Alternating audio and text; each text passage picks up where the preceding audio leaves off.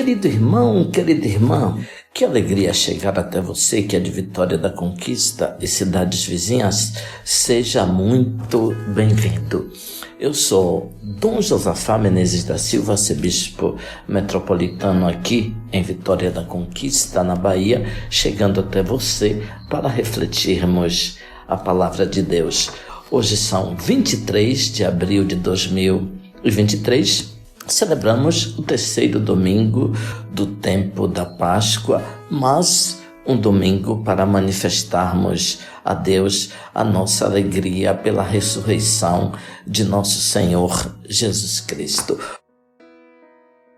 Hoje lemos, ouvinte, o Evangelho de São Lucas, capítulo 24, os versículos do 13 ao 35, o conhecido texto dos discípulos de Emaús. Naquele mesmo dia, o primeiro da semana, 2 dos discípulos de Jesus iam para um povoado chamado Emaús, distante 11 quilômetros de Jerusalém. Conversavam sobre todas as coisas que tinham acontecido. Enquanto conversavam e discutiam, o próprio Jesus se aproximou e começou a caminhar com eles. Os discípulos, porém, estavam como que cegos e não o reconheceram. Então Jesus perguntou: "O que ides conversando pelo caminho?" Eles pararam com o rosto triste e um deles, chamado Cleofas, lhe disse: "Tu és o único peregrino em Jerusalém que não sabe o que lá aconteceu nestes últimos dias?" Ele perguntou: "O que foi?" Os discípulos responderam: "O que aconteceu com Jesus o Nazareno, que foi um profeta poderoso em obras e palavras diante de Deus e de todo o povo. Nossos sumos sacerdotes e nossos chefes o entregaram para ser condenado à morte e o crucificaram. Nós esperávamos que ele fosse libertar Israel, mas, apesar de tudo isso, já faz 3 dias que todas essas coisas aconteceram. É verdade que algumas mulheres do nosso grupo nos deram um susto. Elas foram de madrugada ao túmulo e não encontraram o corpo dele. Então voltaram dizendo que tinham visto anjos e que estes afirmam que Jesus está vivo. Alguns dos nossos foram ao túmulo e encontraram as coisas como as mulheres tinham dito. A ele, porém, ninguém o viu." Então Jesus lhes disse: "Como sois sem inteligência e lentos para crer em tudo que os profetas falaram? Será que o Cristo não devia sofrer tudo isso para entrar na sua glória?" E começando por Moisés e passando pelos profetas, explicava aos discípulos todas as passagens da Escritura que falavam a respeito dele. Quando chegaram perto do povoado para onde iam, Jesus fez de conta que iam mais adiante. Eles, porém, insistiram com Jesus, dizendo: "Fica conosco, pois já é tarde e a noite vem chegando." Jesus entrou para ficar com eles. Quando se sentou à mesa com eles, tomou o pão, abençoou, partiu e lhes distribuía. Nisso, os olhos dos discípulos se abriram e eles reconheceram Jesus. Jesus, porém, desapareceu da frente deles.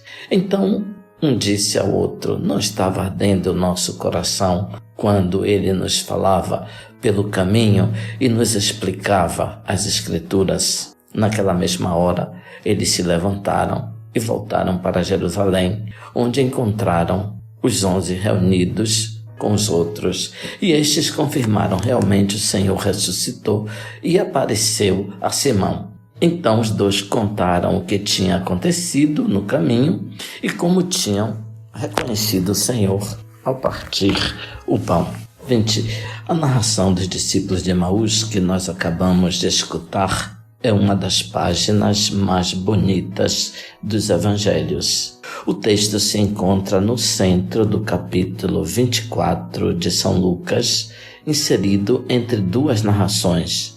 A narração das mulheres que foram ao túmulo, versículo do 1 ao 12, e a aparição do ressuscitado aos 11, versículos do 33 ao 53. A centralidade desse texto, quero indicar a importância que São Lucas, o evangelista, atribui, então, à narração dos discípulos de Emaús.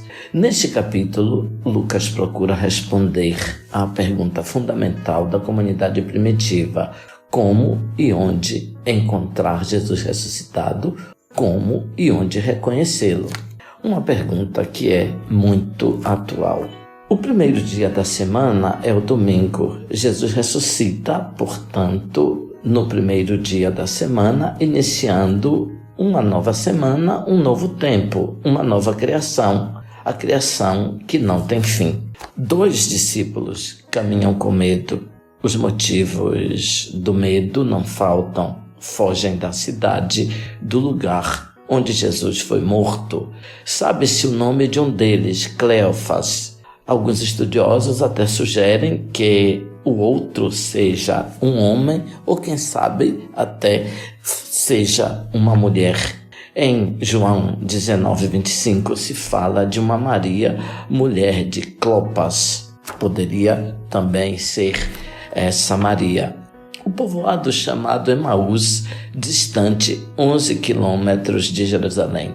Existia sim um povoado com o nome de Emaús, mas não está localizado a 11 quilômetros de Jerusalém, mas a uns 30 quilômetros mais ou menos. O que nós podemos dizer que o quadro é real, mas é também simbólico. Esses 3 peregrinos representam a Igreja Apostólica, que é, por definição, missionária, itinerante. A comunidade se reconhece sempre em torno de Jesus e se movimenta em sua direção, preocupada em compreender o significado de sua paixão e de sua ressurreição.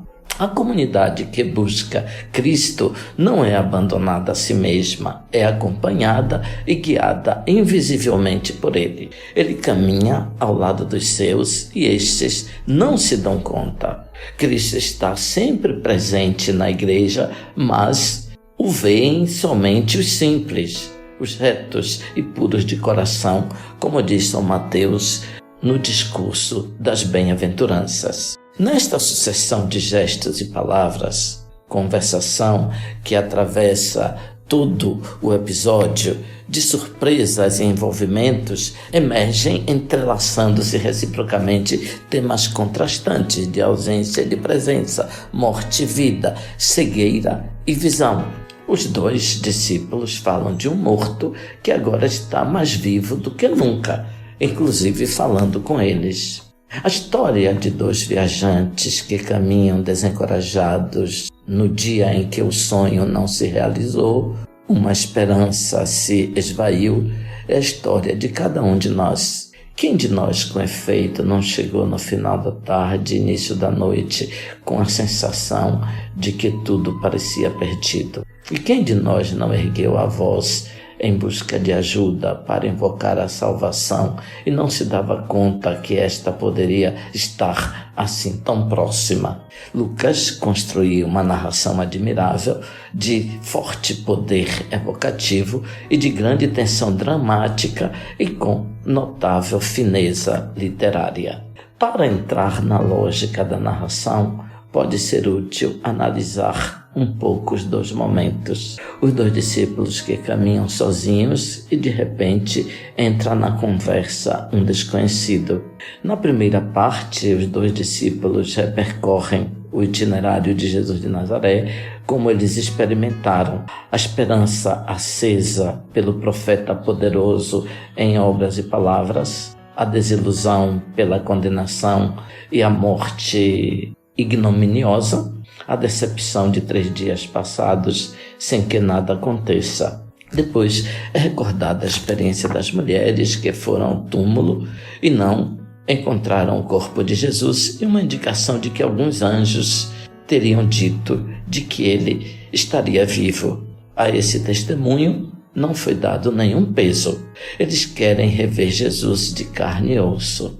Nenhuma outra visão e o túmulo vazio não cumprem essa expectativa, mas o ausente, que é uma obsessão dos discípulos, é a pessoa que está ao lado deles, um desconhecido. Na versão de Jesus, versículos do 25 ao 27, a mesma história é vista sob uma luz totalmente diferente. É uma história de sofrimento e humilhação, mas com um sinal da presença de Deus. Uma história, portanto, gloriosa. Jesus fala de si mesmo, apresentando-se como o Cristo, do qual falavam os profetas. Na versão da história, é feita depois um longo giro que o desconhecido viajante faz das Escrituras. Mas o equívoco permanece porque os discípulos ainda não conseguem reconhecer Jesus. O que escurece as vistas dos discípulos? São lentos e estultos de coração, não pela incapacidade de reconhecer a presença deles, mas pela incapacidade de compreender as Escrituras e acreditar no que elas dizem. A cegueira deles está na falta de fé, na incapacidade de escutar a palavra da profecia. Eles não têm a chave que abre as Escrituras. Jesus não profere. Na segunda parte do episódio, versículos do 28 ao 35, a chegada a Emaús, chega-se a casa depois de um longo caminho. Jesus não profere nenhuma palavra, realiza um gesto simples e ordinário, mas de um significado facilmente reconhecido pelos discípulos. Se abriram os olhos e eles o reconheceram.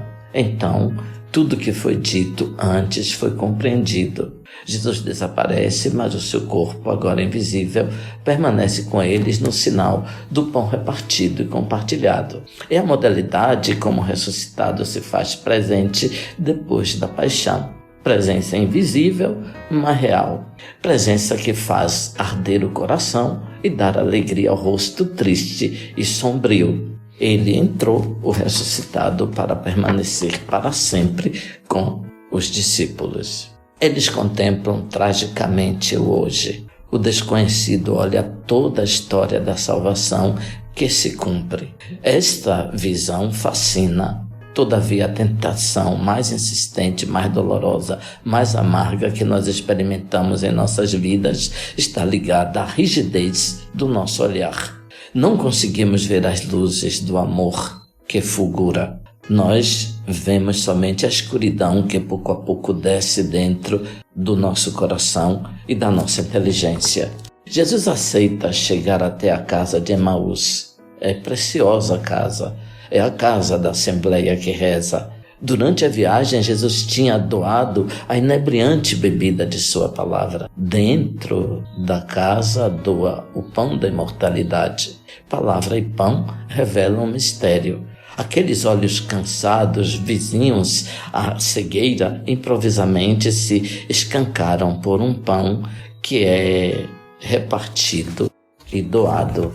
Quando me dou conta que o meu coração enfraquece o passo, compreendo que estou me acostumando a dizer palavras sobre Jesus, a narrar os fatos de crônica que não pertencem à história da salvação. Não estou, então, envolvido no amor de Jesus. Olhemos esses dois personagens. O que aconteceu com eles? Olhem os pés deles. A que servem? Para fugir.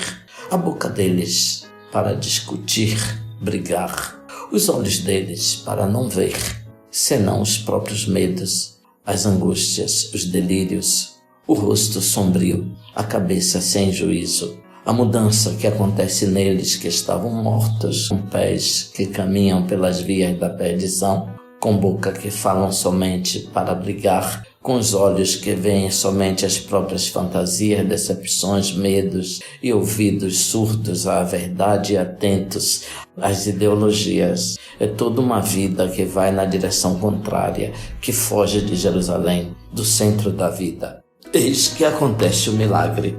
Através de quê? Da escuta da palavra, explicada um dia inteiro. O que explica a paixão? Os pés, então, agora retornam à comunidade para seguir Jesus e ir em missão. Encontramos o vivente na palavra e nos faz passar da morte à vida, da desolação, da tristeza à luz, à alegria. E a comunhão com os outros. Como são sem inteligência e lentos de coração para crer?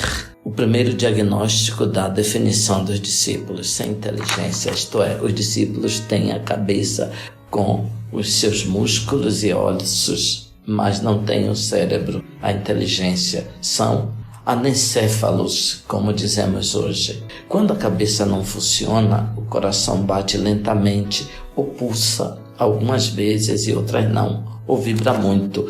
Pulsa pelos medos e fantasias, mas muito lento para crer em todas as coisas faladas pelos profetas. São rápidos em acreditar nas suas mentiras. Palpita pelas coisas sem sentido e não pelo amor. Não têm confiança no amor. Então não têm os discípulos o significado da paixão, do amor de Deus por nós. Por isso não compreendem o mistério do amor que vence a morte e que não é como o poder que produz morte. É o mais violento que vence. É forte quem vence no amor. Quem sabe se fazer forte de tal modo que vence o mal com o bem, recebe o mal e não restitui. Será que o Cristo não deveria sofrer para entrar na glória?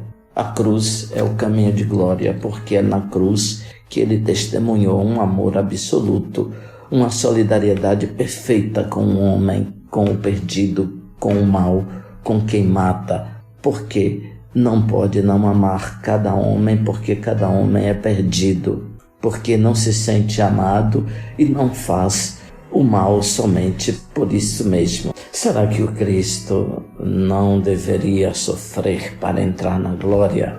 A cruz é o caminho de glória, porque é na cruz que ele testemunhou um amor absoluto, uma solidariedade perfeita com o homem, com o perdido, com o mal, com quem mata, porque não pode não amar cada homem, porque cada homem é perdido, porque não se sente amado e faz o mal somente por isso. Cabe a ele revelar este amor mais do que todo o mal. O Evangelho existe para explicar isso. Ouvinte, é o belo texto do Evangelho de hoje, os discípulos de Emaús. Abençoe-vos Deus Todo-Poderoso, Pai, Filho, Espírito Santo. Amém. Louvado seja nosso Senhor Jesus Cristo, para sempre seja louvado.